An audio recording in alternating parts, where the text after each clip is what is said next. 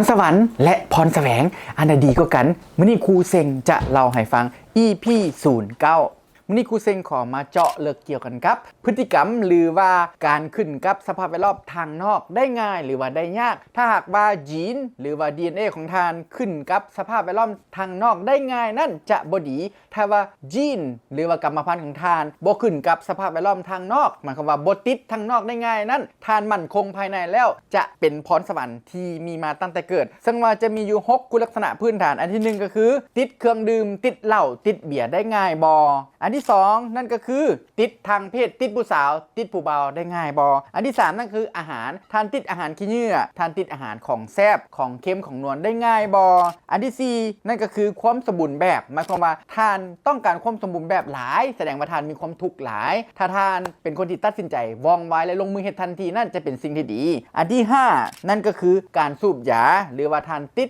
ยาสูบได้ง่ายบ่อันที่6นั่นก็คือการเข้านอนเนาะทานเข้านอนดึกหรือว่าทานนอนหลับเลิกบ่ได้ทานนอนยากบ่อันนี้คือสภาพแวดล้อมทางนอกถ้าว่าทานมียีนดีมียีนที่ทนต่อสภาพแวดล้อมทางนอกบ่ขึ้นกับสภาพแวดล้อมทางนอกจะให้ทานสร้างความสำเร็จได้ง่ายแต่ถ้าทานบ่มียีนดีแล้วเราต้องใช้พรแสวงใช้ความอดทนในการฝึกฝนให้ทานเป็นสิ่งนี้ต่อต้านกับ6สิ่งนี้เพื่อให้ทานสร้างความสำเร็จได้แบบยั่งยืนสำหรับครูเซ็งแล้วกรรมพันธุ์หรือว่ายีน DNA ของครูเซ็งแม่นสามารถต่อต้านกับ6สิ่งอย่างนี้6สิ่งนี้ได้ดีจึงเฮ็ดให้ครูเซ็งสามารถฝึกฝนระเบียบวินัยของครูเซ็งได้ดีนั่นเองขอขอบใจ